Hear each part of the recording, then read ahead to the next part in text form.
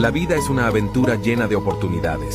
No dejes que los pensamientos negativos obstruyan tu visión de todas las posibilidades que existen. Este regalo precioso que se nos ha otorgado, debemos aprovecharlo al máximo. Evita ser abrumado por pensamientos pesimistas.